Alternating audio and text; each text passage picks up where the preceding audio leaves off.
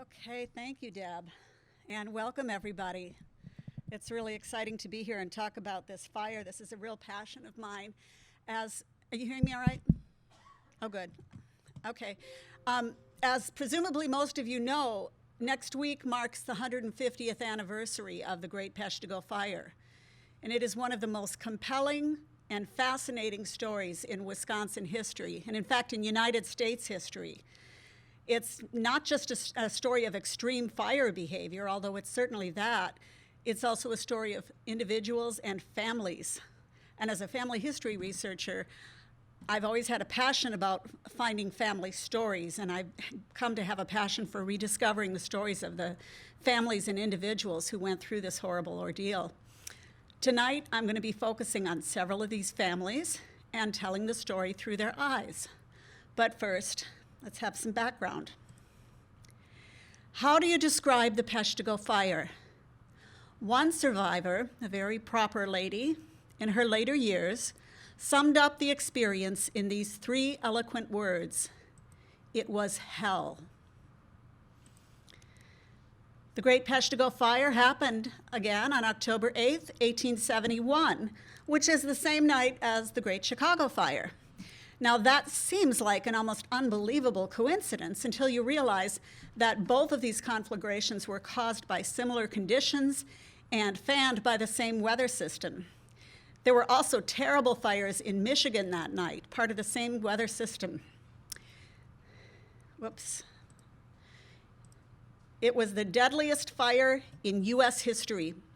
Other fires may have been as large, but no other hit a populated area with so much ferocity and so few means of escape. A good estimate is that 1,500 people died in the Peshtigo Fire, including both sides of the bay. That's 5 times as many people that died in the Peshtigo Fire over 2 days. The Chicago Fire. Peshtigo Fire lasted a few hours, killed 5 times as many people as Chicago in 2 days. It's very difficult to pin down an exact number of the dead because records were burned. There was a large transient workforce, and many bodies were burned beyond recognition, even to ashes. As one official described it, whole neighborhoods have been swept away without warning or leaving any trace or record to tell the tale. The Peshtigo Fire was not a typical forest fire. It was a firestorm. That's defined as a conflagration so intense that it creates its own weather. Intense, violent, circular winds. Almost everyone who lived through it described a tornado of fire bearing down on Peshtigo. This firestorm created some of the most extreme fire behavior on record. It's often called the Forgotten Fire. It certainly was overshadowed at the time by the spectacle of the Chicago Fire. It's not surprising, think about it. Via telegrams and newspaper extras, the whole country, in fact the whole world, was watching the destruction of this great city of the West with all of its wealth and its fine buildings and its reporters. Peshtigo was a frontier town that most people had never heard of. In fact, it took a long time to even get word out for help. The telegraph lines had been burned out for weeks. The news had to be sent out from Marinette aboard a ship, a steamer. So it took a couple of days to even let people know this had happened. There was a lot of sympathy and a lot of news coverage at the time, eventually, and there was a lot of sympathy, but the Peshtigo and Michigan fires came to be grouped together with Chicago in people's minds, and then they were largely forgotten. The Peshtigo Fire was actually 2 fires on either side of the Bay of Green Bay. They were created at close to the same time by the same fuel and wind conditions. These conditions also resulted in terrible fires that night in Michigan and, of course, in Chicago. You can see how the winds came in from the southwest. So you can see how they came Chicago, Michigan, and up through this area. You sometimes hear that the fire jumped the bay. This was not really true. It was strong enough that it set ships on fire. There was fire in the rigging of ships a couple of miles out at sea. But you can see that it could not have started the Peshtigo Fire couldn't have started the fire in Door County because, here, let me get this. This is where it started in Door County, and it started earlier than it did in Peshtigo. So in order for the Peshtigo Fire to have started the fire down here, it would have had to move backwards in time and against the prevailing winds. So it didn't happen. It's a nice story, but that's not the way it worked. On the east side of the bay, the fire swept up the peninsula from New Franken almost to Sturgeon Bay. Hundreds of Belgian, German, and Bohemian immigrants were killed, and many, many more lost everything they owned. In the little settlement of Williamsonville, 59 out of 76 people were killed, including all but 2 of the Williamson family. The fire was even more ferocious on the west side of the bay, with the fiercest conditions in and around Peshtigo. For this reason, the 2 fires are grouped together under the name Peshtigo Fire. In this presentation, in the interest of time, we will focus on the Peshtigo area. This bird's eye map was published in September of 1871, just a month before the fire, so it gives us a wonderful picture of what Peshtigo looked like at the time. Oops. The population at the time was approximately 2,000. That included the farming area, which was all considered part of Peshtigo, the town of Peshtigo, and the village. There was a large sawmill and a woodenware factory. There was a sash and door factory and numerous small businesses. And the economy of the town was centered on logging and the Peshtigo Company, which ran the logging operations in that area. It was the major employer. Peshtigo really was a happening place. It was a booming lumber town. There was a lot going on and a lot to be excited and optimistic about. As well as the sawmill and the woodenware factories, the Peshtigo Company ran many logging camps along the Peshtigo River, north and west of town. There, the logs were cut and piled up along the river in the winter, and then they were floated to the mills in the spring on the river. Most men worked in the camps during the winter and in the village in the warmer weather. With all of these young single men, Peshtigo had a bit of a reputation as being a rowdy place. It certainly had its share of bars and brothels, but there was another side of the picture competing to set a more civilized tone. Family, church, and community. There were fine frame houses going up. You can see this particular picture was actually of a house that existed before the fire and burned in the fire. The Peshtigo Company would give lumber at a very reasonable cost to its workers to build houses. They wanted families settling. There was also a very nice congregational church on the east side that had just gotten a fresh coat of paint. And the Catholics were nearly finished building their own church on the west side. The Lutheran congregation hadn't built a church building yet, but they were building a parsonage in the lower Sugar Bush. All of these buildings would be gone after the fire. There was a public school across from the congregational church and other little schools in the farm district. So with all of these growing families, there were many children. Here are some other contemporary images of what Peshtigo looked like at the time. They're stereographic images. This is the sawmill. And here we have the mill dam and the sash factory. You can see all the many logs in the mill pond in front. Now, we're going to take a closer look at Peshtigo. I just want to show you this. Right here is the sawmill. Over here is the big woodenware factory. There was a company store for the employees of the Peshtigo Company. There was also a very large boarding house for the single workers. Over here we have the church that I just showed you, the congregational church, and across the street, the little school. There was a main bridge, and there was also the dam and the little railroad bridge that I'll tell you about in a minute. But if you came across the bridge and you went up French and O'Connell streets, this was the downtown area. And there were quite a few businesses there. There were general stores, clothing stores, jewelry store. Again, it was a growing place, new things happening all the time. And right here is the Catholic Church that was being built. It was just about to be plastered. This little railroad that I mentioned over here was a narrow gauge railroad that was just built by the Peshtigo Company to bring its freight back and forth between the village and Peshtigo Harbor, 7 miles away. And you'll notice there are a lot of trees around here. The forest came close up, and nowadays we would call that a wildland-urban interface, which can be a recipe for disaster.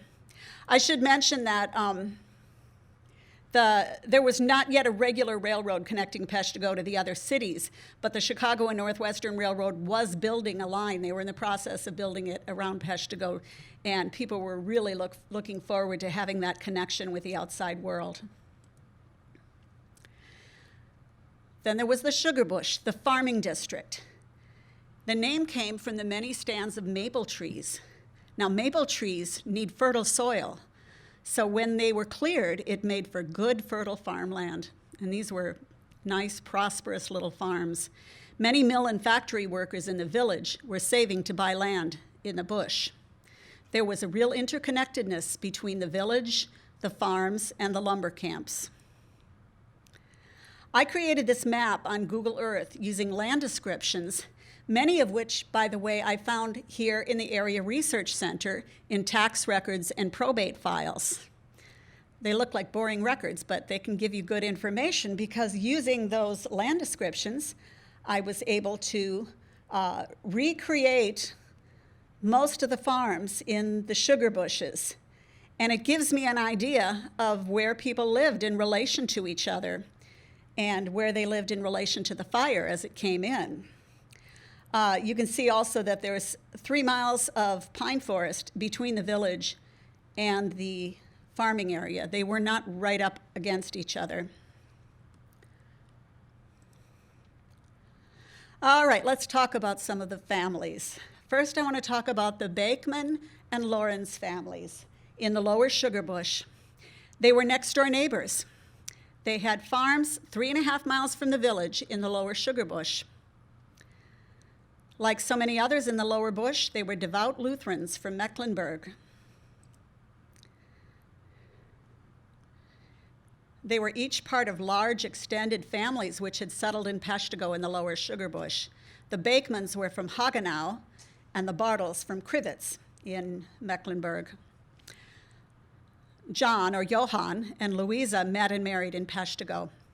By the way, this is not a picture of them. Unfortunately, very few pictures have come down to us, but I like it, and I think it gives us kind of a little icon that we can use to keep track of who we're talking about and trace them through the story. So this is John and Louisa just for this presentation. Charles Lorenz and Maria Westphal were from Musten and Meslin in Mecklenburg, respectively. Charles and Maria met and were promised to each other in Meslin. And Charles immigrated from the port of Hamburg with the Westphal family. There's an interesting thing about Charles Lorenz. He had not always been called Charles Lorenz. He was baptized in Germany as Johann Friedrich Joachim Lorenz, and his family and friends there knew him as Johann Lorenz. For whatever reason, we don't know why he did this, but when he came to the United States, he took the name Charles, or Karl Lorenz, and eventually it was anglicized in many cases to Charles Lawrence. Now, what that means, that has significance for us because as you can see, the final name, Charles Lawrence, is significantly different than his legal name in Germany. And when a man dies leaving no heirs in the United States, kinship to heirs in Germany has to be established. They must prove that Johann Friedrich Joachim Lorenz was the same person as Charles Lawrence. And what that means for a researcher is probate gold. You know, probate records are usually pretty dry.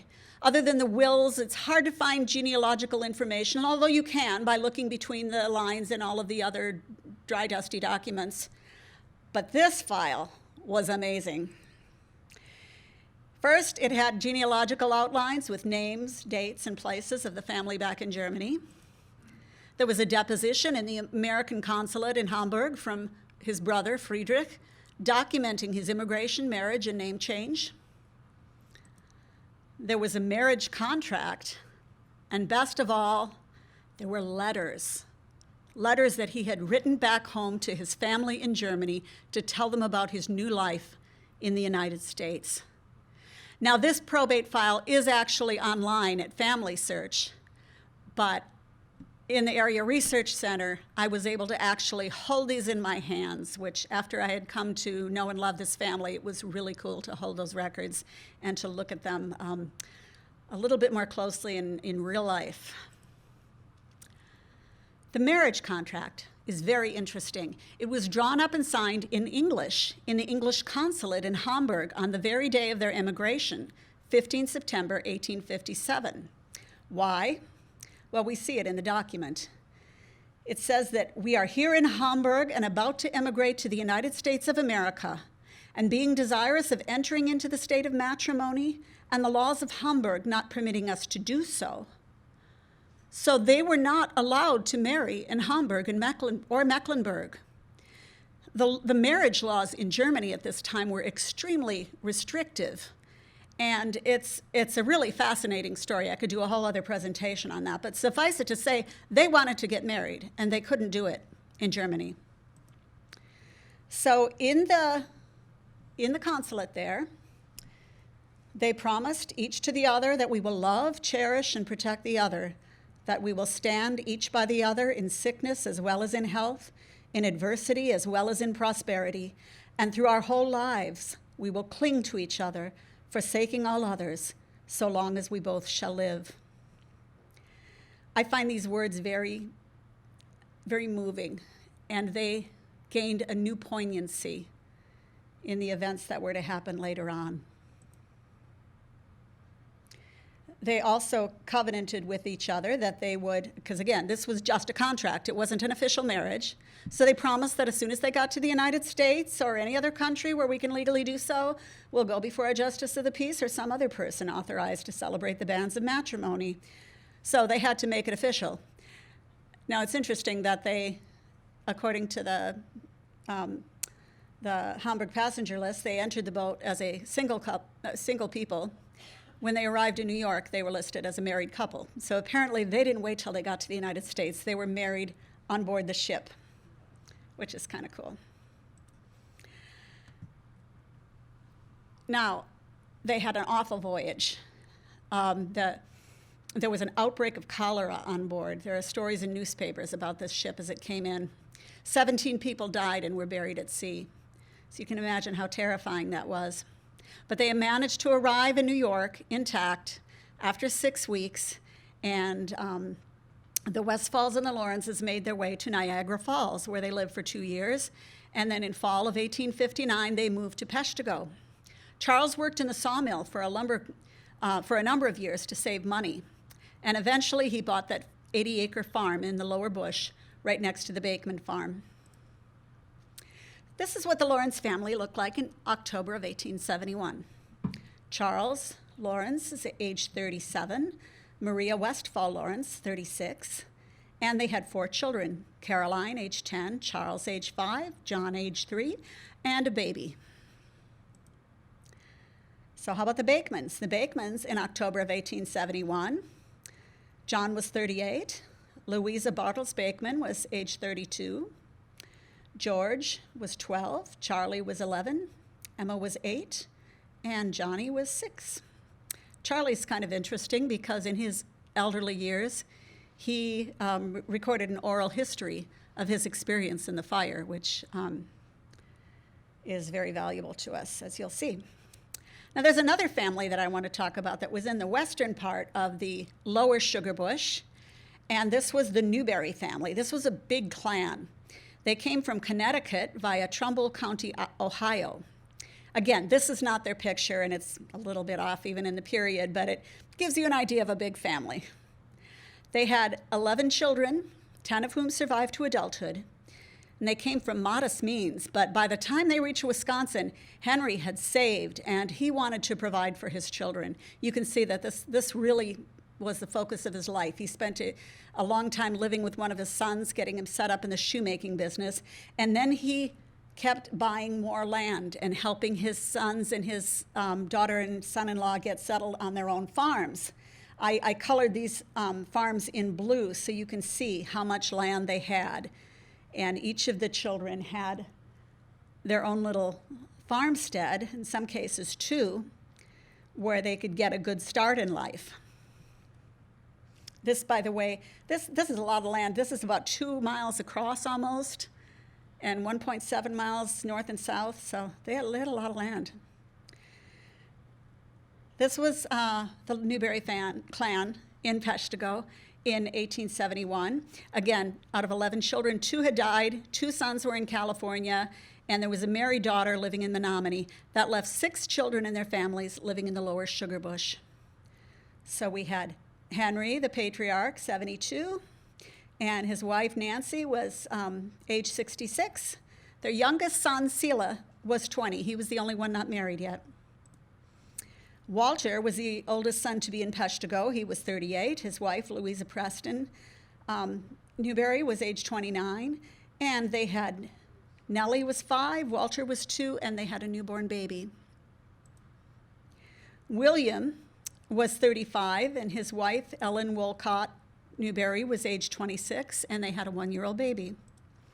Charles was age 32, and he was married to Grace Kuhn Newberry, who was 29, and they had 2 little boys, Frankie, 7, and Jesse, 5. Martha Newberry, age 29, also married a Kuhn. In fact, George and Grace were siblings. So George Kuhn was 34, and Eddie was 8. And then finally, the newlyweds, Edward, age 23, and his bride was Louisa Hoyt, age 20. Now I want to talk about the John Utter family in the Upper Sugar Bush. They lived way in the northern edge of the sugar bush. I'll show you that in a little bit. John Utter was born in 1844 in Warwick, Canada West, which we would now call Ontario. He was only 26 miles or so from the Michigan border. In 1862, when he had just turned 18, he enlisted in the Union Army, the United States Union Army, in the Civil War. Just a couple days after his 18th birthday. That's interesting because that was the legal age to be able to enlist without parental permission. So I think that shows a certain enthusiasm. It's interesting why he would do this as a Canadian. Was it a desire for adventure or sympathy for the Union cause? One of the entries into Canada from the Underground Railroad was not far from where he grew up. So I like to think maybe it had something to do with that, but really we don't know. But he joined. This is not a real picture of John. Again, I wish I had more real pictures, but I picked this out because it kind of captures my idea of him, young and enthusiastic and maybe a bit idealistic. His regiment did not see action, serious action, until a year later, on September 20th, 1863, when he and his entire regiment were taken prisoner at the Battle of Chickamauga. This began a long nightmare for John Utter. He was a prisoner of war for 15 months at Charleston, Florence, and Andersonville. Now, all Civil War POW camps were awful, but Andersonville was in a category of its own. As you can see, there was little or no shelter except what men could rig up themselves with blankets and poles. There was poor food and filthy water, deplorable sanitary conditions and horrible smells, and all this led to rampant disease and eventually to mass starvation. While he was there, he contracted some conditions which would dog him the rest of his life, including dysentery and scurvy. He was poisoned with an impure smallpox vaccine, resulting in a crippled arm for the rest of his life. He stubbed his toe in just a freak accident when the men were pushed back from the gate And that toe became gangrenous, and he ended up having to cut it off himself with a broken knife blade. He dropped from 150 to 92 pounds when he was finally paroled and returned to his unit. This is the way his comrades and officers described him. He was a mere shadow of a man, a most deplorable condition, a mere skeleton of his former self. This, again, is not really a picture of John Utter, but it is a picture of one of the men who were rescued from Andersonville, so it could very well be what he looked like. He was in such bad shape that his commanding officer took him into his own tent to care for him. By the end of the war, John Utter was a broken man. Between 1865 and 66, he went back to his family in Canada where they cared for him. He was skin and bones, bent over like a man in his 70s. He needed help dressing for the first 6 months. And slowly, he gained back some strength, but he was never the same. Between 1866 and 68, he took logging jobs with his brother in northern Michigan, but he really could not do the work. And in spring of 1868, he moved to Peshtigo. In Christmas of 1868, he married 16-year-old Ada Phillips. And in 1869, he purchased land in the Upper Sugar Bush. Again, if you look at Peshtigo here, and this is way up on the northern edge, and his in-laws, the Phillips, lived a little bit south. By the way, you'll see maps sometimes where the sugar bush is listed as being way north of the Peshtigo River. I platted out all these families. There was nothing but farm, but for the most part, not much but forest land north of the river. So that was kind of interesting. Okay. My mouse is not cooperating. Okay. The Utter family in October of 1871. John was 27, his wife Ada was 19, and then they had little Johnny, who was 2 years old, and the baby, Eliza Ann, was just 2 months. Then there was the Beebe family in Peshtigo Village. This family was so interesting. They had so many bright, shiny objects to chase and all the little sidetracks that I found, but I'm going to keep it simple for here. They were an old Yankee family from Connecticut, both of them, the Beebes and the Baldwins. The Beebes were a family of successful merchants. In fact, John Beebe's first cousin was Thomas H. Beebe, the president of the Peshtigo Company. He was a big deal, and Beebe Street in Peshtigo was named after him, the cousin, not John. Francis's family, the Baldwins, moved early on to Detroit, where they became very wealthy and affluent. They were pillars of Detroit society. I get the feeling that John was always trying to live up to his wife's family, and his own too, for that matter, and not doing all that well. Shortly after his marriage, the couple moved to Lyons, Iowa, but his business failed in 1857, and they returned to Detroit. After a couple of years, he took a new opportunity. John's deceased father had close business connections in Mobile, Alabama. So late in 1859, they moved there and opened up an insurance agency. Now, this was not very good timing for a Yankee to be moving down to Mobile, Alabama in 1859. So yes, before long, we had Private John E. Beebe of the Confederate Army. This, again, is not really his picture. Now, we have no way of knowing what his real sympathies were in the war, but we do know that as soon as the war was over, John and Francis headed back north.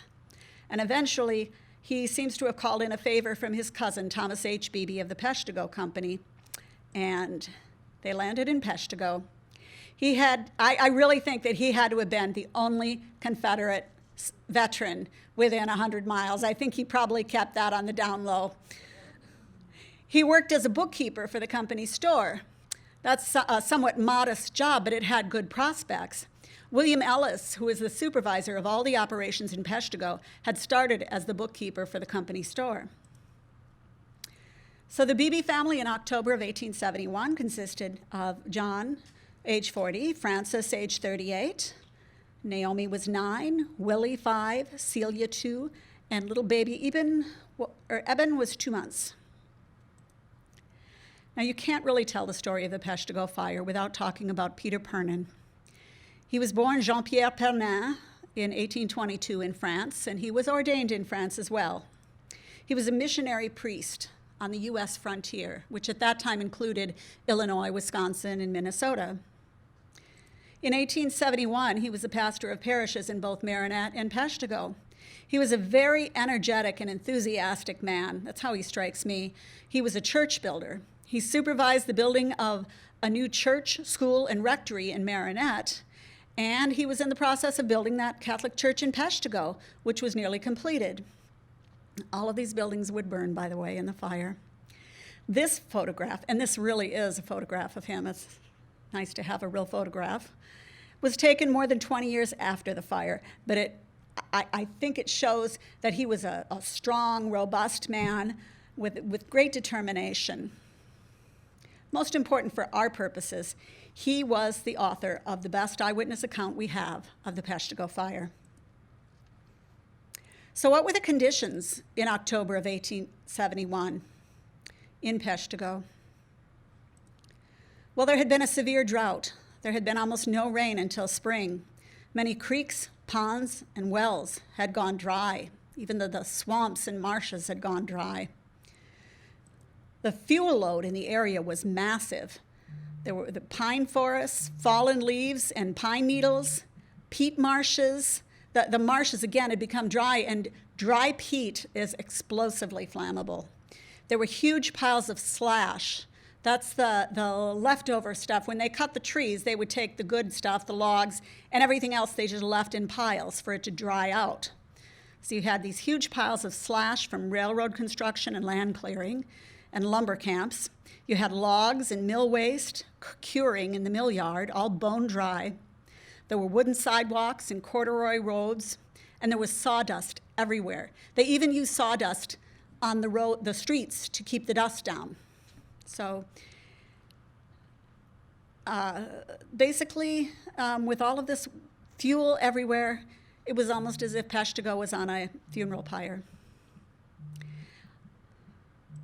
Also, there were many fires in the woods.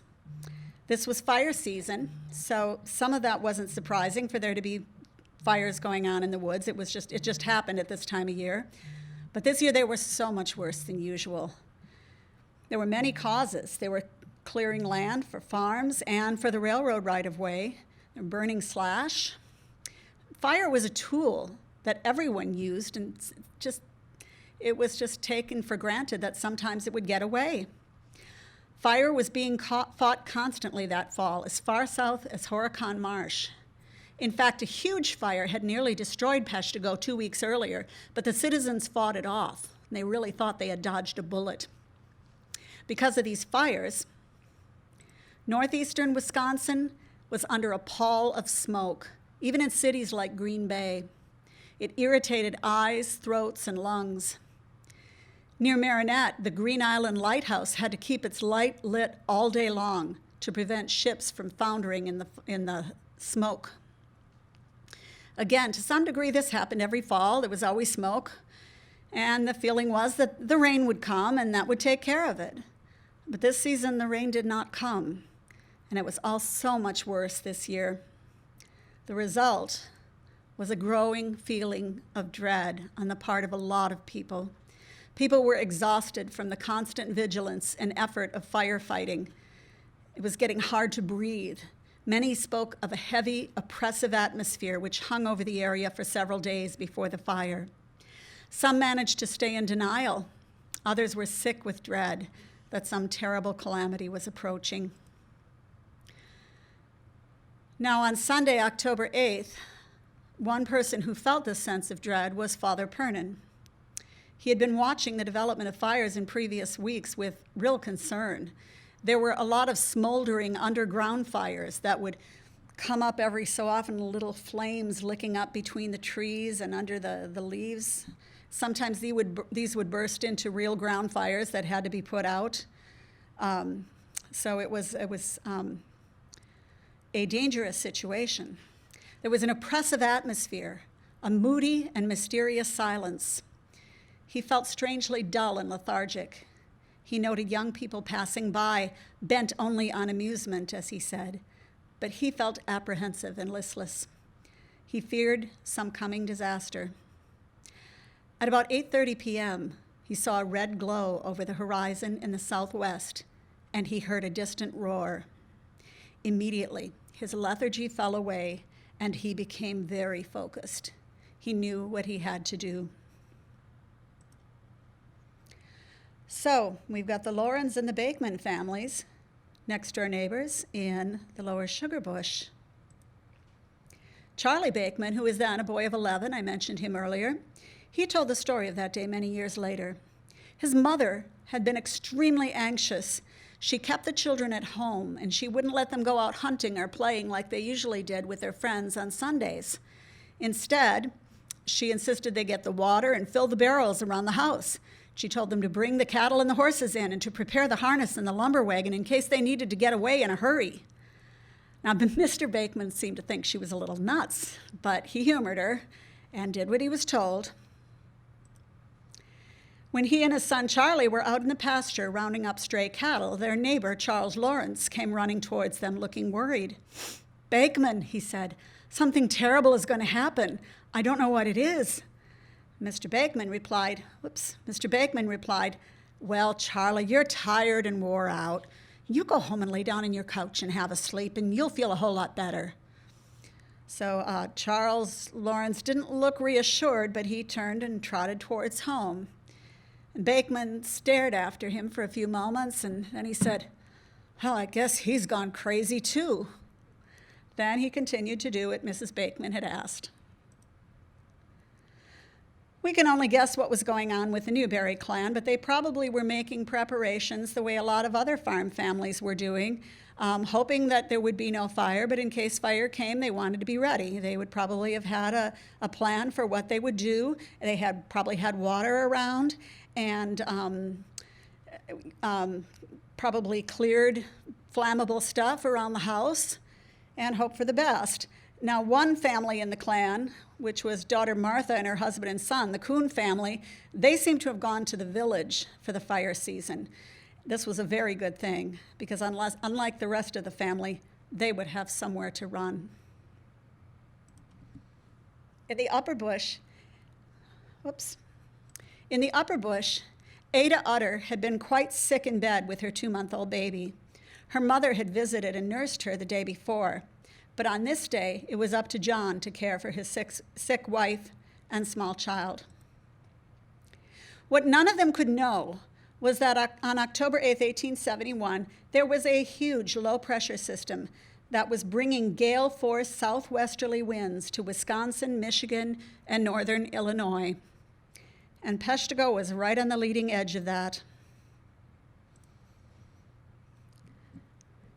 Think of the winds coming from the southwest, again up the Upper Peninsula, and then it slammed into the farming area right here. Fire needs 3 things. It needs fuel, a spark, and oxygen. When that strong wind came in, bringing an inrush of oxygen, it acted as a bellow on all of those smaller fires out in the woods. And on both sides of the bay, those smaller fires exploded into large ones, and then they coalesced into a firestorm. By the time it reached the Peshtigo area, the fire front was at least 12 miles wide. The flames rose high above the very tall trees. Already it was a firestorm, a tornado of fire, moving 6 to 7 miles an hour, and it was bearing down on the lower sugar bush. That was the place that was hit first. It hit the lower sugar bush at about 8 p.m. Being farm families, people were getting into bed or were already in bed. The trouble began as a red glow in the southwest sky, and then there was a roar growing louder and louder, and a hot wind, which was becoming a gale. In a very short time, too fast to run from it, flames became visible high in the trees. Ashes and embers started falling like snow. And as people tried to flee, Firebrands thrown ahead of the fire front set new spot fires ahead of them, and they were quickly surrounded by fire. One of the strangest and most terrifying oddities of this fire was huge black balloon-like phenomena which would spin through the air and explode like artillery and burst into flame when they made contact with any tree or house or some other object. These were reported all over the sugar bush in the village as well. The same phenomena was seen in the Great Hinckley Fire 23 years later in Hinckley, Minnesota. This was also a lumber town surrounded by white pines, so I wonder if it had something to do with that particular type of fuel and the superheated gases and bubbles of resin. I'm speculating, but it's interesting.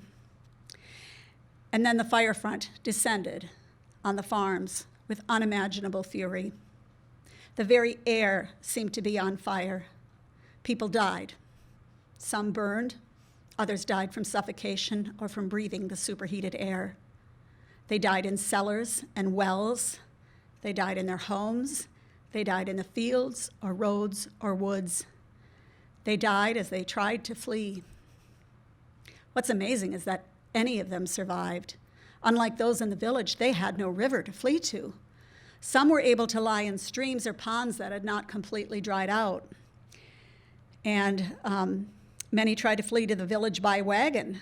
Some made it that way, but in most cases, all that remained by morning was wagon wheels and skeletons and ashes. Another common escape was to take shelter in a plowed field or clearing in the hope that there would not be enough fuel to feed the fire there.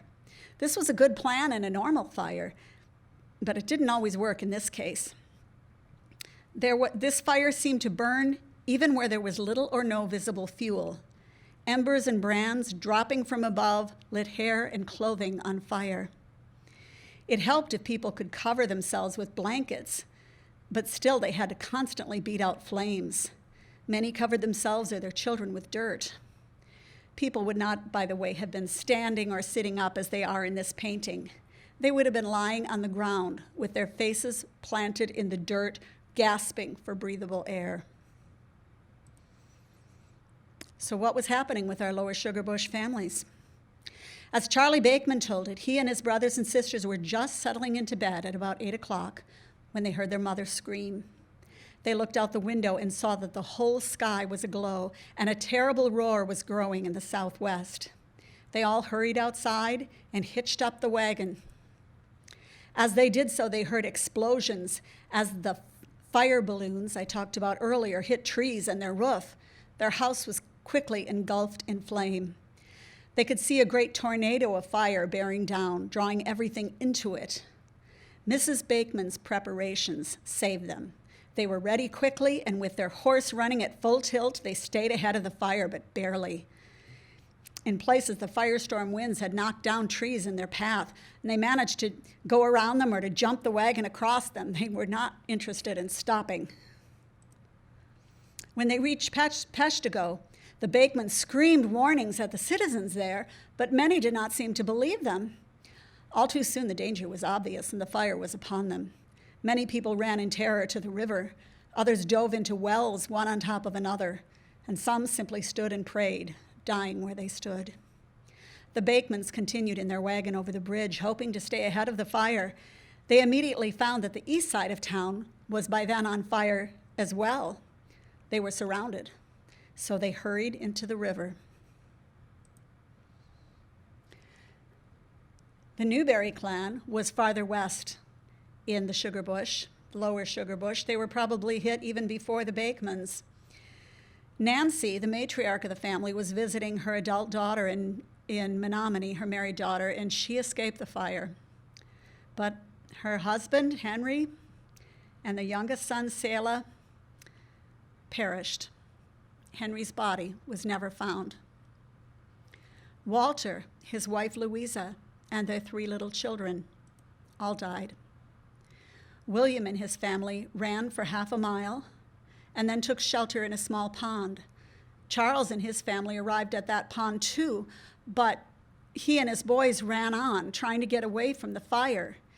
Grace, his wife, turned back and went into the pond.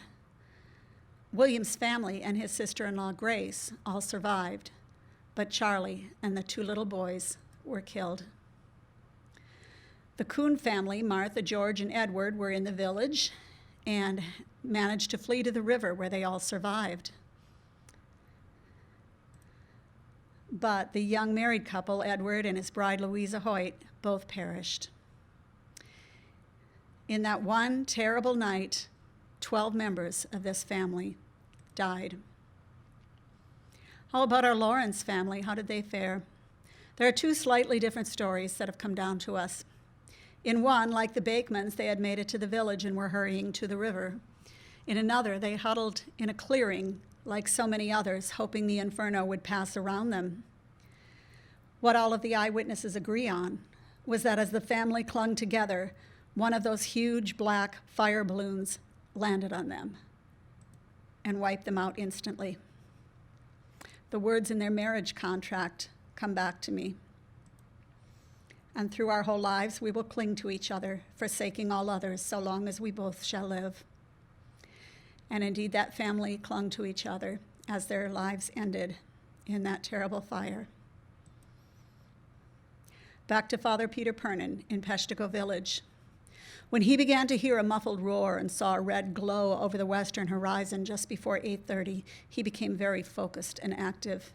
He turned his horse loose, and then he began digging a deep trench to bury valuables and church ornaments. All the while he worked, the roar grew louder, and the distant glow intensified. The winds picked up and started to become quite violent, and they were hot. When his task was completed, Purnin ran inside to get the Blessed Sacrament, the consecrated bread and wine, which he intended to take with him. In the house, he saw clouds of sparks bouncing from room to room and exploding like gunpowder caps. He quickly grabbed the entire tabernacle and placed it on his small wagon, which he would have to pull by himself, his horse having been set free. He called for his dog, but the poor thing was hiding and would not come, and there was no more time. He had already delayed too long. When Purnin went to open the gate to go out with his wagon, a sudden fierce wind took the gate and the entire fence and blew it away.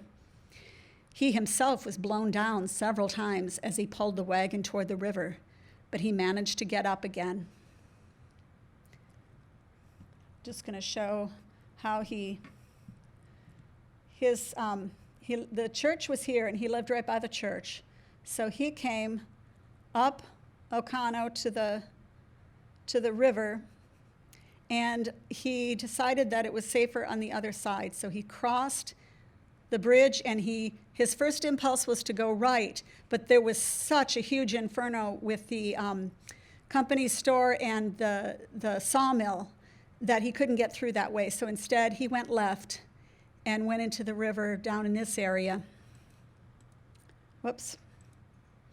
Ocano family was already thronged with frenzied people and animals, running in every direction as buildings burst into flame around them. It quickly became extremely difficult to see or to breathe. The air was filled with flying sand, embers, ashes, smoke, and fire. People became separated. People began dropping. Father Purnin fell over something and found that it was a dead woman and girl. He got up and continued on. The sounds were terrible. In addition to the roar of the wind and flames, there were the screams of animals and the crash of chimneys and trees. The people, though, were strangely silent. Again, feeling the west side might be safer, Father Purnin made his way across the bridge, which was jammed with people, cattle, and wagons going in both directions. When he reached the other side, his first intention, as I mentioned, was to go to the mud flats, which this was down in this area, and some people survived just by staying down in that lower area. But again, he couldn't get through because the fire was too bad.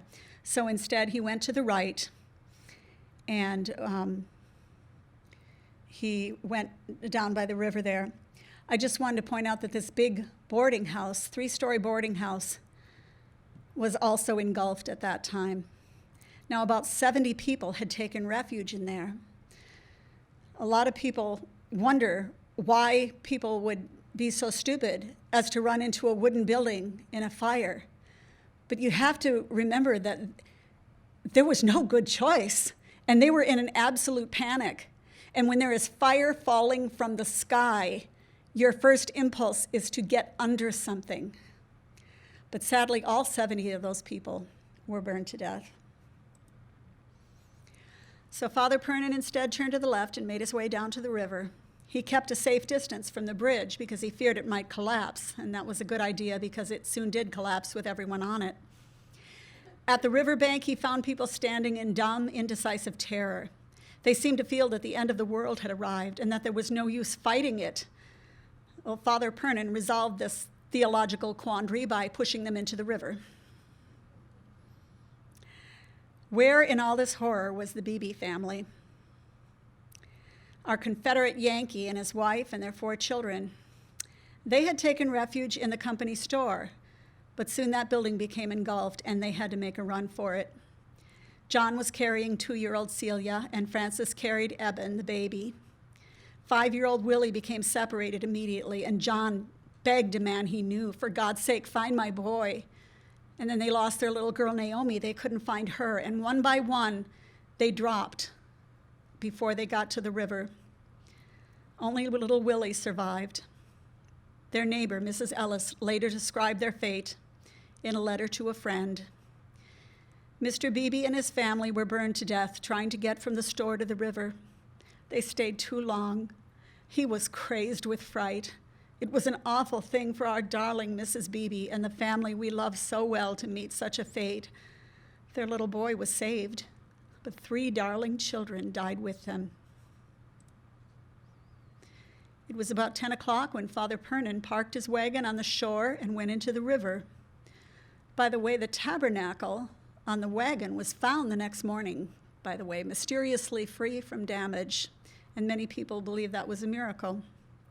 The Peshtigo River was the only means of escape for most people in the village, but it was still fraught with danger. Up to their necks in the water, people jostled with horses, cows, pigs, even deer. Many drowned. Even the water was not refuge from the flames. Everyone had to constantly dunk their heads or pour water on each other to prevent their hair from bursting into flames.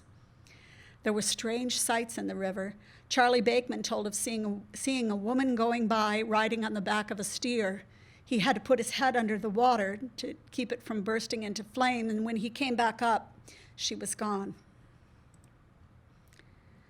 At its worst, those in the river could see nothing but flames in any direction. Even the sky was filled with roiling flames. The air itself seemed to be on fire. What about our family in the Upper Sugar Bush, the Utters? Again, way up north there. Because they're so far north, they probably were among the last to be hit by the fire. And as you may remember, Ada Utter was sick in bed with her tiny baby girl, and John was caring for her and the 2 children. John must have been horrified when he heard the roar and saw the fire approaching through the trees. He was still weak and somewhat crippled from his prisoner of war experience.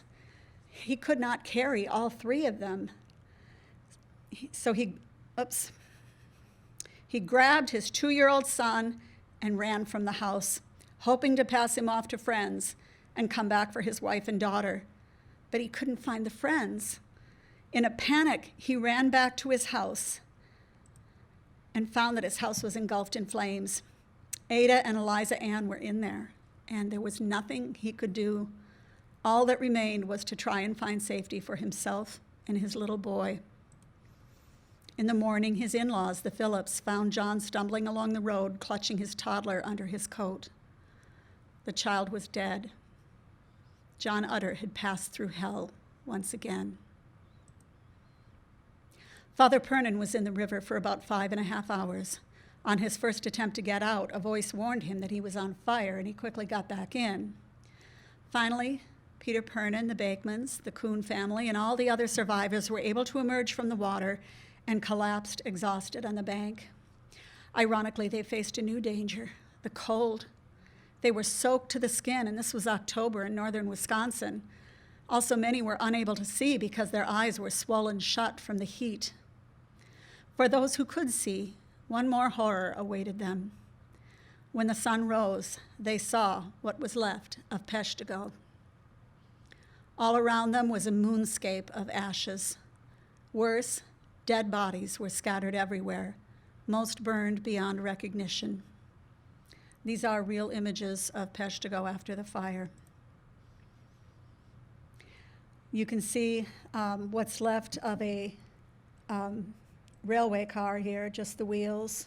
This was one of the small masonry parts of the woodenware factory, which was otherwise mostly wood, and a chimney which might have been from the foundry.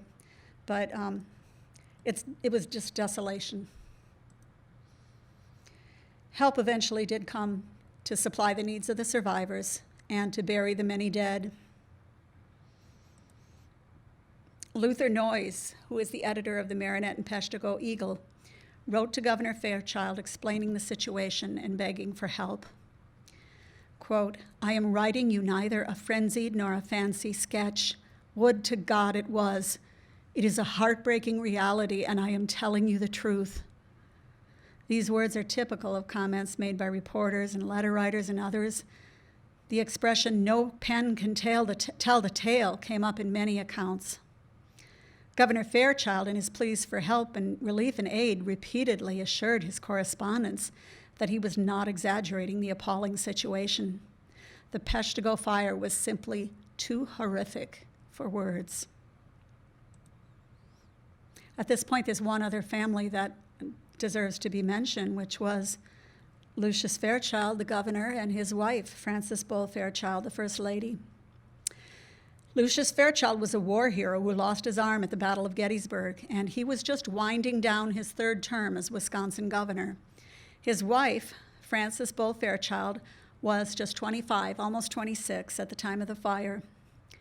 When word came in about the Chicago fire, Fairchild immediately ordered a train to be filled with relief supplies, and he went ahead to Chicago. So he had no idea of what was happening in Wisconsin, because again, it was so hard to get the word out with the telegraph lines being burned out. When the news of the Wisconsin fires reached the Capitol, the young First Lady went into action. She called on the ladies of Madison to bring clothing, blankets, and other relief supplies. When the relief train was filled, she added another car. Then she ordered it to turn around and head to northeastern Wisconsin rather than Chicago. In that period of her husband's absence, young Mrs. Fairchild acted as a sort of acting governor. Governor Fairchild did, once the word got in, he got a telegram saying that he needed to come back. So he was recalled to Madison. When he got there, he went out on a limb to borrow some money from the Treasury to aid the sufferers. This was an emergency. It was not something that was normally done, but it was necessary. Then he went to northeastern Wisconsin to see for himself. He was deeply shaken by what he saw, and relief for the sufferers became his focus and obsession for the rest of his term. Almost all of his correspondence has to do with this topic. This is where the resources that I saw here in the Area Research Center were a huge boon in knowing about the relief efforts. Got the records of the relief committee, but most interesting to me was all of the correspondence to or from the governor. Letters of people sending in supplies, pleas for help, and in all of it, all of the letters that Governor Fairchild wrote, you can see his passion about this. You can see how stunned he was by what he had seen. Shortly after he got back from the Green Bay area, he wrote to the mayor of Stillwater, who had sent a check to help. He said the calamity was terrible. Utter desolation has come to several thousand men, women, and children. A cold winter is at hand, and they must be supplied with everything necessary to a family and must be aided in starting again on their farms. I have just returned from the burned district. Never did I see such utter ruin and desolation. No exaggerated accounts have been published. So again, like Noyes, he often repeated that he was not exaggerating. The stories seemed too hard to believe, but the Peshtigo Fire was just that bad. There's one other very moving letter. that captures the grief and desperation of the survivors in the days after the disaster. Martha Newberry Kuhn, who lost so many family members, wrote to her sister-in-law on October 10th. The letter reveals a woman nearly unhinged by grief and shock. Dear sister, I have bad news to tell. Charlie and his 2 little boys are gone. Oh, what a horrible death. There was a tornado of fire swept over the farming district and on the Peshtigo village. It came on us very suddenly. Charlie and his family started to flee. They got about half a mile from home when they went into a little pool of water. Charlie had the 2 children and some things he was trying to save. He passed through the water, thinking to get farther away from the fire.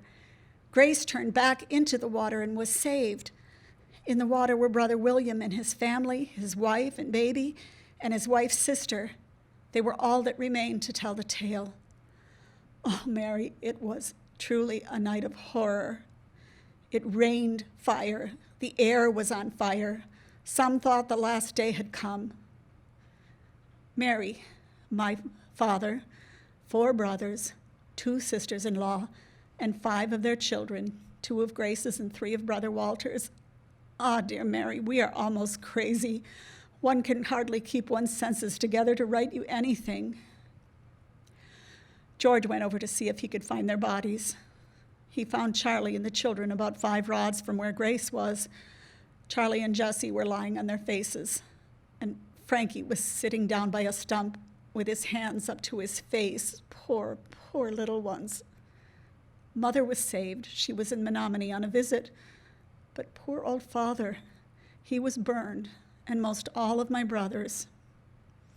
George counted 89 bodies within the space of half a mile. There were probably 300 dead.